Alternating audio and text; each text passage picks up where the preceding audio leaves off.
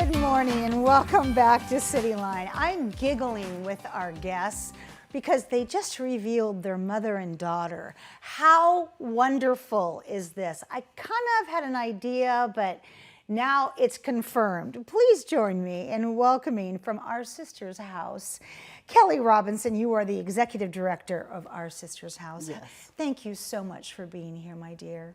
Thank you so much, Amanda. It's always a pleasure and an honor for us to be here. You're kidding. So we love coming. So thank you for having us today. Well, you're more than welcome. And this beauty over here, Kai Robinson, you are the deputy director of our sister's house, and you happen to hang out with your mom during the day, don't you? Wow, lucky you. Welcome to CityLine. Thank you. I love this. So when we think about what domestic violence can look like, Kai, what do we look at? Yeah, so domestic violence is also known as intimate partner violence or family violence, and it can look like a lot of things. It can be physical abuse, emotional abuse, isolation, stalking, threats and intimidation, financial abuse, destruction of property, and into this day of age, what we often forget is cyber abuse. And then domestic violence does not discriminate. It can happen in any relationship, regardless of age, gender, and socioeconomic status. There it is. So I often wonder, what is the difference between being a victim and a survivor? Because there is a difference, Kai. What is it? Yeah, so a victim usually is someone who can be described as experiencing a traumatic event or crime, and this term kind of emphasizes their vulnerability and the harm they have gone through. Being a victim acknowledges the pain and suffering, and it can kind of highlight the immediate need for help, support, or protection. And then a survivor is someone who has experienced a victim or a crime, a victim who is a victim of crime or experienced abuse but has overcome their trauma. This emphasizes, resilience and strength, and then it can acknowledge a person's ability to kind of cope, heal, and move forward through their trauma, and it kind of brings a sense of empowerment and growth from that victimization. Oh my God, from your mouth to everybody's ear. That was so well said. So Kelly, when did Our Sister's House start operating? Have you been here forever and we just didn't know it? We've been here since 1995. There it is. We've started as a need that was seen by our two founders, who were Sharon Manier and Betty Blakeney. They saw what was happening to Black girls in the juvenile justice system and saw the injustices and the inequities in that system and created a group home. And we had quite a journey. It's probably too long to share right now, but through that transition, we began to provide domestic violence services, particularly and specifically for Black and African American women and girls. And so we do that now, providing services that are trauma-informed, evidence-based practices that are unique to the needs of Black and African American women. I love that. So what is the overall goal of the organization, would you say? We are here to be a resource to the African American community.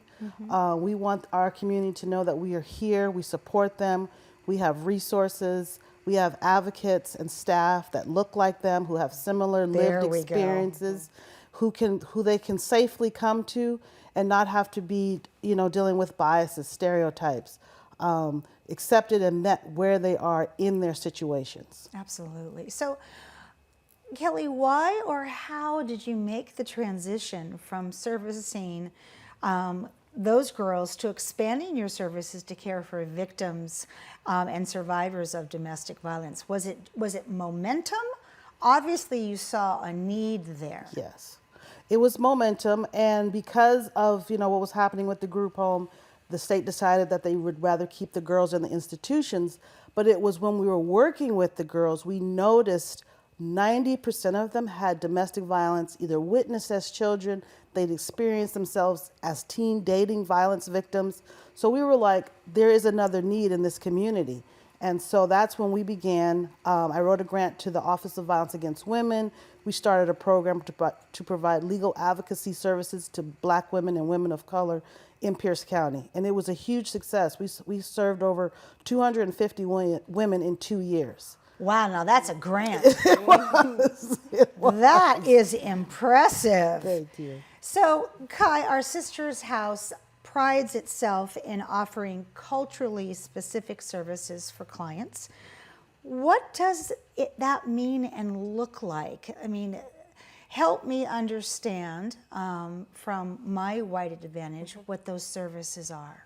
Yeah, so kind of like what Kelly touched on is having a culturally specific staff. We pride ourselves in having a diverse staff and a Black staff, where when we serve our clients who are African American, there is no cultural gap from them. They can know that they are going to be heard and trusted and seen for what they're telling us. And then the kind of services we provide to them are domestic violence advocacy, legal advocacy.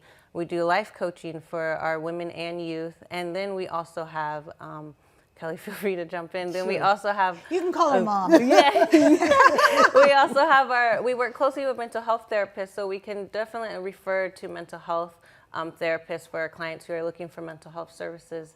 And then we have our teen dating violence prevention program in the elementary and middle schools.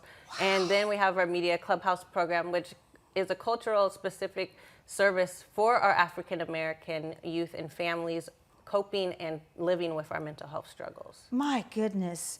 So how have you been spreading awareness about domestic violence in our community, Kelly? How does that happen? Sure, we use social media. During COVID, we realized that we didn't want to stop. COVID saw domestic violence explode. Yes. So we got creative. We created a podcast.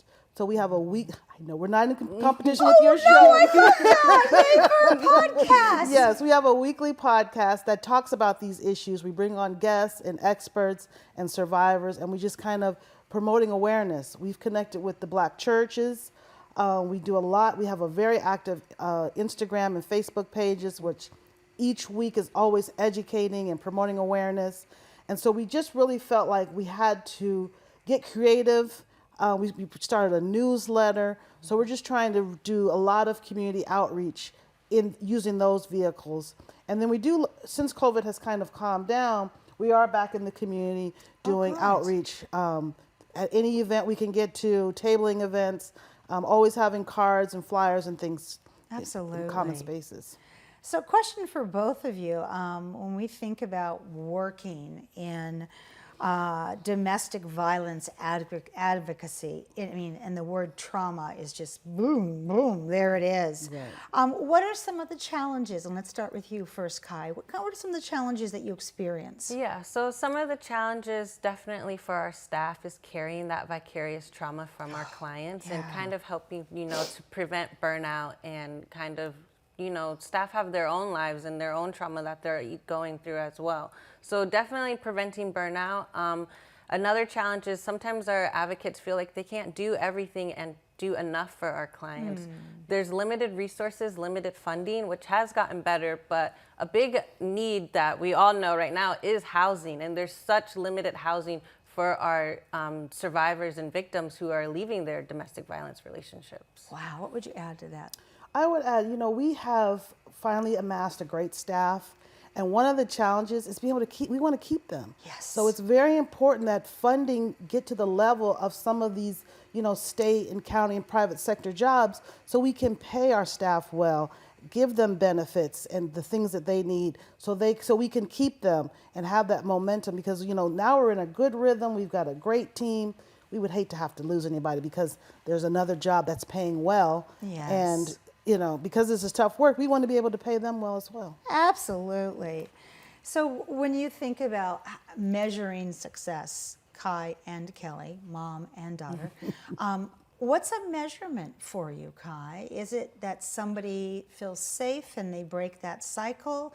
Is it that they just reached out and said, help, I need some help? How do you measure that? Yeah, that is all measurable, clients reaching out, but hearing the goodness that we do for them, their success stories is what we measure. We have advocates that tell us, we have clients that tell us, oh, I've gone everywhere, but you guys are the first agency to really help me. Oh, I wasn't able to get a job until I connected with you guys. So hearing those client success stories is what I deem as measurable.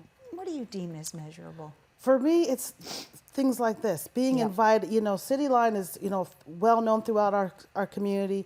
We're a small organization. When we get invited to be in these spaces, when we get, recognition from the county and the city and our community, that means that, I feel like we're doing something right. Our hard work is paying You're doing a lot of things right, absolutely. So in these last minute, who do we need to thank, Miss Kelly?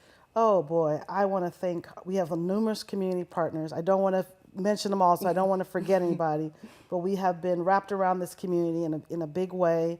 I want to thank our funders and our donors, and I specifically want to thank our staff. I'm so proud of Yes. them. I feel like they step up to the plate every day, and I'm grateful for them. So I want them to know that they are deeply appreciated. Well, I can see in front of them this beautiful example of servant leadership. So thank you, both of you, mother and daughter, for dedicating your time and your life to this. And I want to have you back on the couch sooner than later because you always have a spot on this couch. Thank you, Amanda. So no matter how big or how small, this is yours and you're welcome. Thank you, Thank Amanda. you. Thank you so Welcome. much. When we come back, we have people in the house who are going to talk about the Day of the Dead celebration. You don't want to miss that. We'll be right back.